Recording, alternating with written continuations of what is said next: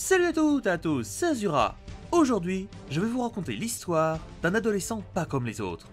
Un adolescent capable de donner vie à des créatures titanesques. Vous l'avez choisi, on va parler de Kei Kawade, le créateur de Kaiju. Le personnage de Kid Kaiju est assez récent dans l'univers de Marvel. Il apparaît la première fois dans le comics Totally Awesome Hulk numéro 3, sorti en avril 2016. Il a été créé par Greg Pak, Frank Shaw et Terry Dodson. Greg Pak qui aura également participé à la création du personnage de Scar, le fils de Hulk. Petite info pour ceux qui ne le savent pas, Kaiju est un mot japonais signifiant bête géante ou créature étrange. Le Kaiju le plus connu, hors Marvel, est d'ailleurs Godzilla. Après cette petite anecdote, revenons sur Kid Kaiju. Étant un personnage très récent, Kid Kaiju n'apparaît que dans un seul et unique jeu, qui est Marvel Future Fight. Maintenant que vous connaissez un peu mieux sa création, on va parler de son histoire. Quelque part en Géorgie, vivait un jeune garçon appelé Kei Kawade, qui était passionné de monstres qu'il aimait dessiner. Un jour, un nuage de terrigène s'abattit sur la ville, déclenchant les gènes inhumains latents enfouis dans l'ADN de Kei. Cependant, le jeune garçon, ne remarquant aucun changement en lui, pensa qu'il n'avait acquis aucun pouvoir. Quelques jours plus tard, un monstre géant détruisit l'entreprise où travaillait son père. Kei et sa famille déménagèrent plusieurs fois, mais les monstres réapparaissaient toujours près de la ville où ils habitaient. Un jour, Kei attira Fin Fang Foom qui était en plein conflit face à Amadeus Cho, le nouveau Hulk. Son lien avec les créatures étant si fort que le conflit se termina juste devant sa maison. Quelques mois plus tard, la Terre fut attaquée par une armée de Léviathans attaquant plusieurs grandes villes. Les Avengers et les X-Men affrontèrent les Léviathans qui étaient de plus en plus nombreux. De son côté, Elsa Bluestone, la fameuse chasseuse de monstres qui enquêtait sur les nombreuses apparitions de Kaiju depuis quelque temps, comprit que Kei Kawade possédait le pouvoir de contrôler les monstres et décida d'aller le voir. Kei, étant un grand fan, fut choqué de voir la légendaire chasseuse de monstres dans sa chambre. Elsa informa les Avengers et livra Kei Kawade à Parker Industries, qui l'enfermèrent dans une salle. Alors que Kei Kawade discutait avec Groot, au grand étonnement de Rocket, Spider-Man ramena ses parents qui s'étaient inquiétés. Kei décida alors de montrer ses pouvoirs et commença à dessiner un dinosaure. D'un seul coup, le Devil Dinosaur apparut dans la salle, accompagné de Moon Girl. Medusa expliqua alors les origines des pouvoirs inhumains de Kei en tant que reine des inhumains. Alors que les créatures avaient été vaincues, une nouvelle armée de Léviathans se préparait déjà à attaquer de nouveau la Terre. Alors que les créatures colossales se battaient en pleine ville, Kei Kawade enchaînait les dessins de Kaiju afin de créer une véritable armée de monstres. Cependant, le jeune garçon commença à manquer d'imagination à force de créer des créatures. Moon Girl lui donna alors son ancien carnet de dessin avec des croquis de Kaiju inachevés. Tout d'un coup, un Léviathan réussit à passer les défenses de la Parker Industries et attaqua Kei Kawade. Elsa pulvérisa la tête du monstre avec son fusil et ordonna alors à Kei Kawade et à ses parents de partir. Alors qu'ils se mettaient à l'abri, la reine des Léviathans arriva sur Terre et attaqua les Avengers.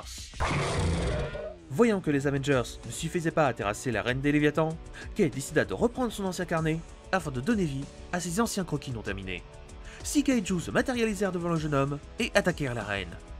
Dans leur assaut, l'un des Kaiju se fit empaler avant de se faire écraser. Kei ressentit subitement une terrible douleur dans son corps. Le jeune garçon décida alors de fusionner ces 5 monstres restants afin de donner vie à un Kaiju titanesque. Dans leur affrontement, Kei dessina une énorme épée que le Kaiju utilisa afin de trancher en deux la reine des Léviathans. Après la défaite de la reine, Maria Hill, la directrice du SHIELD, décida d'engager Kei Kawade, qui se renomma alors en Kid Kaiju. Plus tard, Kei Kawade et Elsa Bluestone furent confrontés à l'homme taupe, qui avait pris le contrôle d'un Léviathan. Lors de leur affrontement, Kid Kaiju fut séparé de ses monstres et se retrouva seul face à l'homme taupe. Le criminel lui expliqua qu'il voulait que Kid Kaiju ressuscite ses créatures qui étaient mortes depuis des années. Cependant, Kid Kaiju lui révéla qu'il ne pouvait pas ressusciter ses monstres. Alors que l'homme taupe et Kid Kaiju discutaient, Lady Hellbender les attaqua. L'homme taupe essaya de protéger Kei Kawade, mais se fit très aisément neutraliser. Kid Kaiju, qui était en mauvaise posture, fut sauvé par Elsa Bluestone qui affronta la chasseuse de monstres. Cependant, Lady Hellbender réussit à prendre l'avantage et s'enfuit avec Kei Kawade. Le jeune garçon se retrouva alors face à l'Intelligentsia, une team de génies du crime. Les criminels voulaient que Kid Kaiju leur crée une armée de monstres. Alors qu'il était forcé à créer des monstres, Elsa Bluestone et l'homme taupe, qui avaient réussi à se téléporter, attaquèrent les criminels. Kay, qui avait réussi à se libérer, envoya alors ses monstres fusionnés attaquer les créatures qu'il avait été obligé de créer. Dans leur affrontement, les 3 monstres ennemis fusionnèrent également, créant alors un kaiju maléfique titanesque.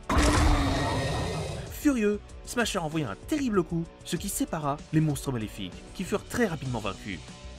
Après cela, Kay Kawade décida de rendre une petite visite à l'Intelligentsia.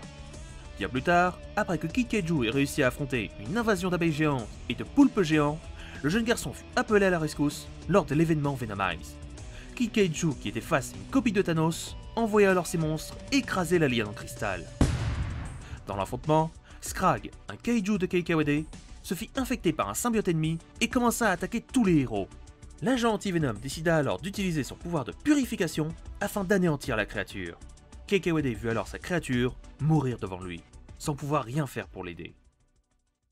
Maintenant que vous connaissez son histoire, penchons-nous sur ses capacités. A l'origine, Kay Kawade était un jeune garçon possédant des gènes inhumains en sommeil.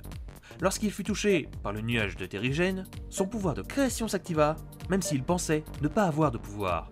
Grâce à celui-ci, Kay Kawade est capable de donner vie à des créatures simplement en les dessinant.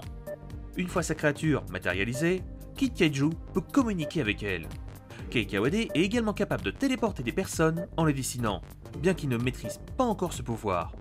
Kid Kaiju est également capable de matérialiser de puissantes armes afin que ses créatures puissent les utiliser.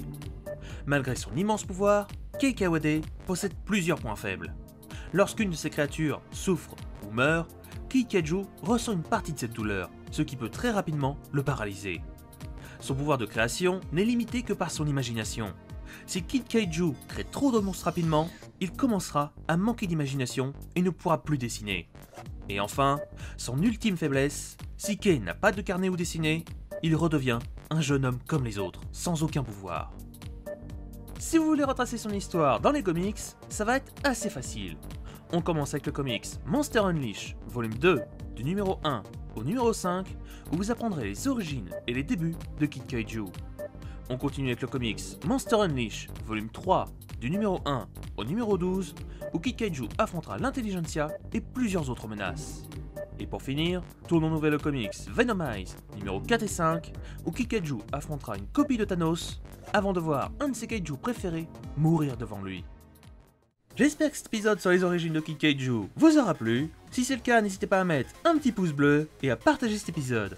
Si tu veux soutenir la chaîne, tu peux également regarder une petite pub sur ma page Utip, ça m'aiderait énormément. Le lien est dans la description. Quant à moi, je vous laisse, on se retrouve la prochaine fois pour un prochain épisode sur un personnage très mystérieux.